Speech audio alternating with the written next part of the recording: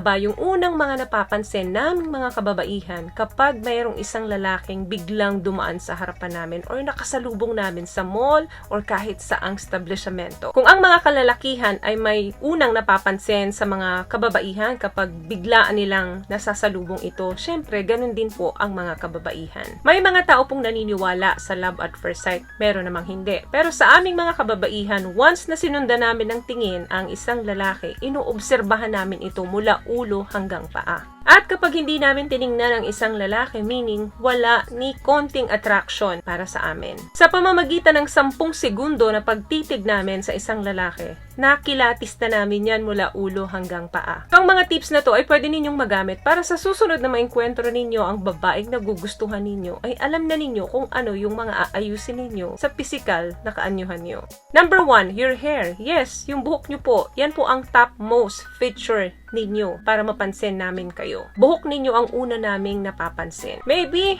it's just to do with the way you style. Pag napansin namin ito, probably meron kayong magandang style ng buhok or pwedeng hindi maganda yung style ng buhok ninyo. So, pwedeng maging positibo ito, pwede rin namang maging negatibo ang effect nito para sa amin. It could be a simple observation that she has definitely made about you. Number 2, your vibe. Yes, yung tipong pagpasok mo sa isang room, or nasa isang cafe ka, bigla kang dumating, yung lakas ng energy mo. Tipong pagpasok mo, minsan sa taas ng energy mo, ang ingay-ingay mo na at parang ang likot-likot mo na. So, depende po sa energy na dala nyo yan, kung positibo o negatibo para sa amin. Meron naman isang lalaki pagpasok na tipong nakatahimik lang, tapos dire-diretso lang siya. It doesn't have to be loud. Yung tawag doon yung charismatic appeal.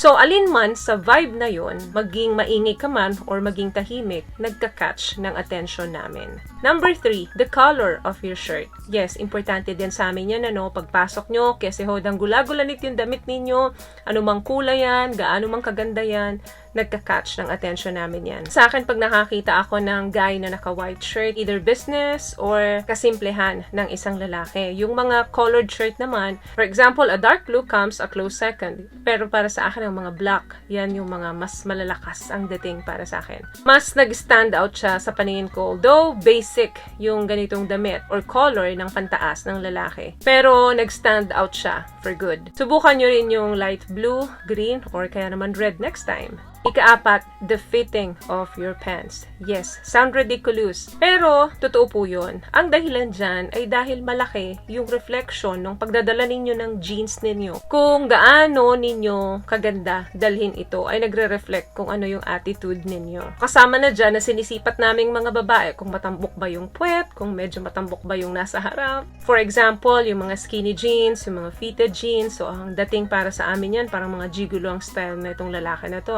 Another thing, your posture. Yes, isa rin sa tinitingnan naming mga babae yan. Hindi naman kami judgmental, pero yung the way na tumayo kayo, you carry yourself, nakikita agad namin na nagsasabi ito ng napakaraming personalidad tungkol sa'yo. So, may mga lalaki talaga minsan na pagpasok pa lang sa isang room, talagang matipuno na kung tumayo at mas sexy pa sa amin kung maglakad. So, nakukuha talaga yung mga attention namin yan. I-compare mo doon sa mga lalaking nakabagsak ang shoulder or nakaslouch. So, of course, mas napapansin namin yung mga lalaking pag tumayo, talagang matipunong matipuno. Lalo na kapag medyo mataas yung shoulder, kasi meaning magaling siya magdala ng damit. So, we love shoulders, Kasi nakikita namin kung gaano ka-broad yung shoulder ninyo. So, last but not the least, isama na rin natin dyan ang inyong mga mata. At paano mag-move ang inyong mga labi. Ito yung mga response pattern ninyo. The way you talk, the way sittings doon sa nakapaligid sa inyo, or paano kayo makipag-usap doon sa taong kaharap nyo, paano nyo tingnan yung mga taong nakapaligid sa inyo. Kasama na dyan ang matatamis ninyong ngiti at kulay ng inyong mga labi. So, very observant kami dyan. Lalo na kapag medyo kinakagat-kagat ninyo yung labi ninyo, like na ganyan-ganyan ninyo. Naiintriga kami kapag ganyan at nagkakaroon kami ng curiosity. Pero syempre, yun na yung pinakalis. Yun yung tipong nakipag-usap na kayo sa amin. So, in a matter of 10 seconds, sa ilan sa mga nabanggit ko, naobserbahan na namin ng husto yan. Ganyan po kagaling ang mga babae kapag sumipat ng lalaki at nakuha ang interest nila dito. So, wag ninyong kalimutan yung mga tips na napag-usapan natin dito ngayon para sa susunod na dumating kayo sa puntong nakita nyo yung taong nagugustuhan ninyo, maggamit ninyo ang ilan sa mga ito. So, yun lamang guys ang video natin for today. I hope nakatulong po ang mga tips na napag-usapan natin dito ngayon. At kung nagustuhan nyo po ang ating video, please give it a thumbs up, comment down below, and also share this video na rin po sa mga kaibigan na sa tingin nyo matutulungan ng video natin. Once again, palagi po kayong mag-iingat at palagi po kayong manalangin. Thank you guys for watching and see you on my next one. Always love yourself and be a blessing. Bye!